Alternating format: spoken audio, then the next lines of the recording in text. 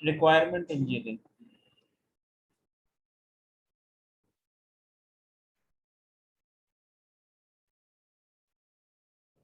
अच्छा, requirement engineering में हमारे पास सबसे पहले रिक्वायरमेंट इंजीनियरिंग की डेफिनेशन,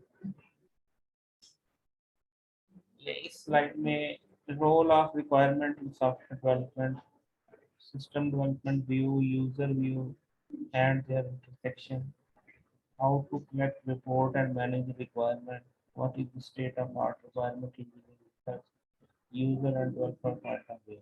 ये सारी चीजें डिस्कस होंगी इस लेक्चर के अंदर रिक्वायरमेंट इंजीनियरिंग। सबसे पहले बैकग्राउंड पे रिक्वायरमेंट इंजीनियरिंग की जरूरत क्यों पेश आई, कि बहुत सारे 60s के अंदर जो है बहुत सारे सॉफ्टवेयर फेल हो गए, जिसकी वजह क्या थी, रिक्वायरमेंट इंजीनियरिंग का ना होने की वजह से, रिक्वायरमेंट का वेल डिफाइंड ना होने की वजह से। उसकी वजह से क्या हुआ, सिस्टम की जो डिलीवरी है लेट हुई और ओवर बजट हुई। दो बात हुई कि रिक्वायरमेंट पहले से ना होने की वजह से, एक्सप्लेन ना होने की वजह से, एक तो डिलीवरी क्या हुई, लेट हुई, यानी लेट हुई और ओवर बजटिंग हुई। और फिर और क्या बात है, फिर रियली डू, यानी वो चीज नहीं बनी जो यूजर चाहता था, जो यूजर चाहता था वो चीज का ना बनना। ये रीजन है फेलियर ऑफ सॉफ्टवेयर की। और और फिर जो है उसकी जो फुल इफेक्टिवनेस जो सॉफ्टवेयर की होनी चाहिए थी, वो नहीं हो सकी। इफेक्टिवनेस इन द सेंस कि यूजर जिस इफेक्टिवली सॉफ्टवेयर को यूज करना चाहिए था नहीं यूज कर सकता, ये नहीं यूज कर सका। इसकी वजह से भी जो है वो सॉफ्टवेयर फेलियर होता है। यानी इसमें यहाँ पे कौन सी चार बातें डिस्कस हुई, एक लेट डिलीवरी, एक ओवर बजटिंग, एक यूजर की रिक्वायरमेंट को फुलफिल ना करना, और एक मैक्सिमम यूसेज ऑफ सॉफ्टवेयर का ना होना, यूजेबिलिटी, लैक ऑफ यूजेबिलिटी। इनकी वजह से क्या हुआ, सॉफ्टवेयर फेल हुआ।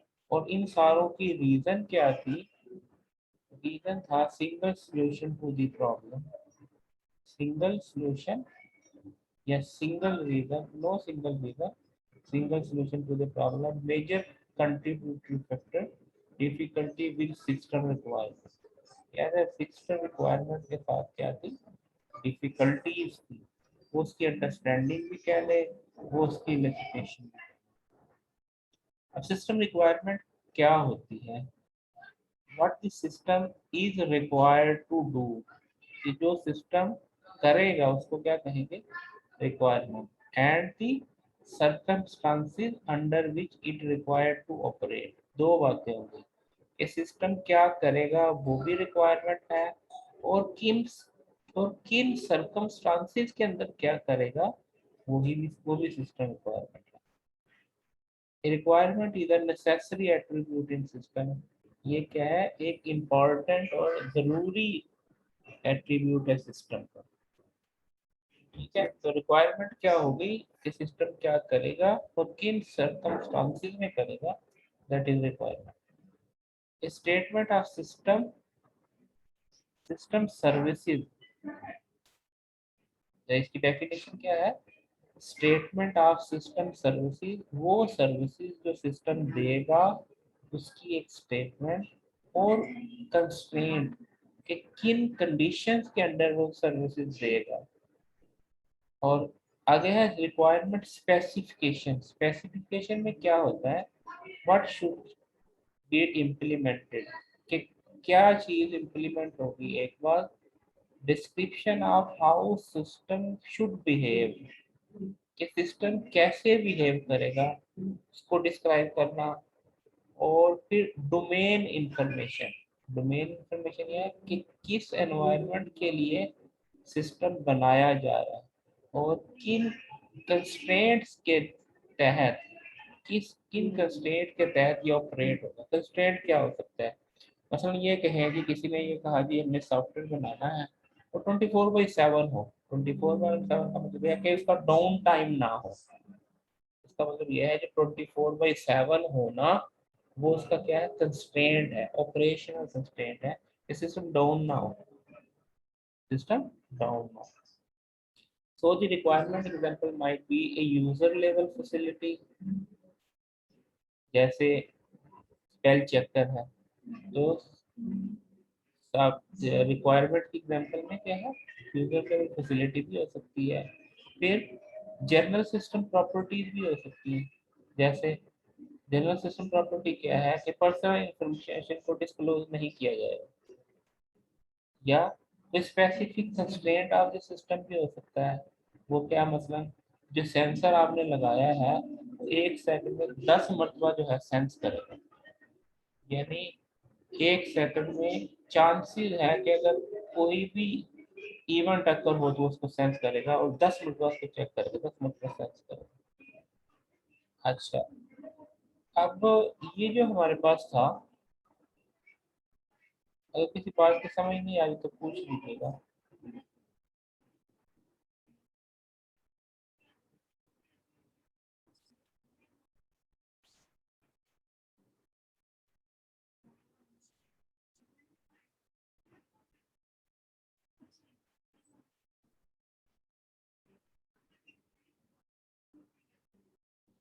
अच्छा, इसके बाद जो है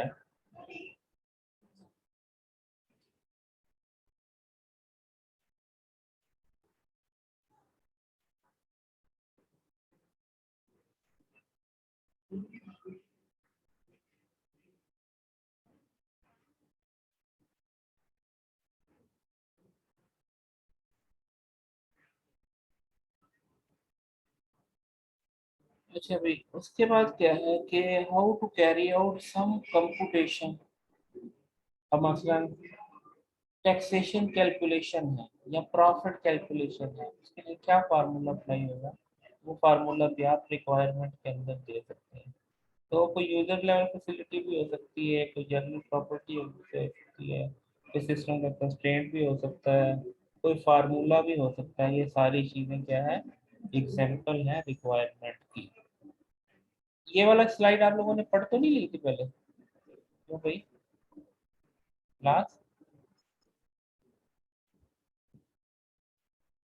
अगर requirement is giving a capability that system must deliver or condition that must satisfy in order to address a need of stakeholder, तो रिक्वायरमेंट इंजीनियरिंग क्या हो गया फिर, कैपेबिलिटी का नाम है, किस चीज की कैपेबिलिटी, सिस्टम को डिलीवर करने की कैपेबिलिटी, और उन कंडीशंस को मीट करने की कैपेबिलिटी, किन कंडीशन को जो एड्रेस कर सके यूजर की या स्टेक होल्डर्स की नीड को। स्टेक होल्डर की नीड्स को फिल करने के लिए कैपेबिलिटी को क्या कहेंगे, रिक्वायरमेंट। और अगर रिक्वायरमेंट ये को अलग अलग कहा जाए तो रिक्वायरमेंट क्या है, व्हाट इज वांटेड, वो रिक्वायरमेंट हो गई। और इंजीनियरिंग क्या है, engineering is calculated manipulation, how it will be manipulated, in requirement को कैसे मैनिपुलेट किया जाएगा, दैट इज इंजीनियरिंग। और क्या किया जाएगा, दैट इज रिक्वायरमेंट। तो requirement is calculated manipulation of what is wanted. Calculated, calculated क्यों कहा गया है कि इसके अंदर ये नहीं है कि एक्टिविटीज को बिल्कुल ये, यानी हम उसको जो है वो मैयर भी कर सकें। वो Maihar in term of time भी है, वो Maihar in term of budgeting भी है, वो Maihar in term of effort भी है। अब some suggest requirement should always be statement of what a system should do and not how it do। तो कुछ लोग कहते हैं कि रिक्वायरमेंट इसके बारे में कि सिस्टम क्या करेगा, ना कि इसके बारे में कैसे करेगा। कैसे करना डिजाइन के अंदर आता है और क्या करेगा वो रिक्वायरमेंट के अंदर आता है। What does the system do, requirement, what is its structure, वो आर्किटेक्चर में है, architecture. How does system behave, अब ये जो बिहेव है वो रिक्वायरमेंट में आता है, और हाउ इट स्ट्रक्चर्ड वो आर्किटेक्चर डिजाइन में आता है। Software architecture.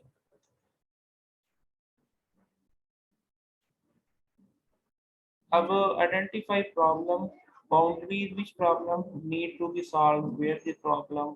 अब ये जो चीजें आ गई कि आप जब प्रॉब्लम को आइडेंटिफाई करते हैं तो हम क्या किन चीजों को देखते हैं, बाउंड्रीज को देखते हैं, ठीक है, प्रॉब्लम डोमेन को देखते हैं, स्टेक होल्डर्स को देखते हैं, स्टेक होल्डर के गोल्स को देखते हैं, फिर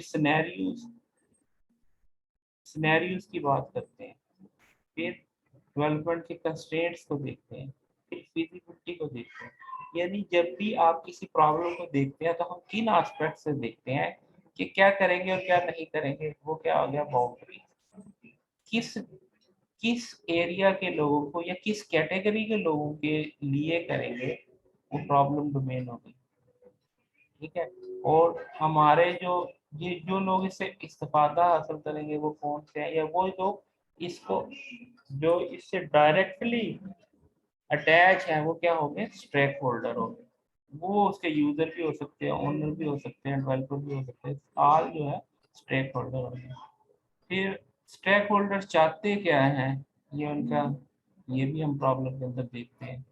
फिर हमारा सिनेरियोज क्या है, कैसे हम प्रॉब्लम को सॉल्व करेंगे, फिर किन कंस्ट्रेंट के तहत हम सॉल्व करेंगे, और वेदर जो हम करने जा रहे हैं वो फिजिबल भी है या नहीं, ये सारी चीजें हम प्रॉब्लम आइडेंटिफिकेशन में देखते हैं। दूसरी बात यह है कि जो यूजर कहता है करने के लिए उसको हम क्या कहते हैं, स्टेटेड रिक्वायरमेंट। और एक्चुअली जिस बात पे कंसेंसस होता है कि एक्चुअली क्या चीज बनेगा, that is real requirement. Stated requirement और रियल रिक्वायरमेंट के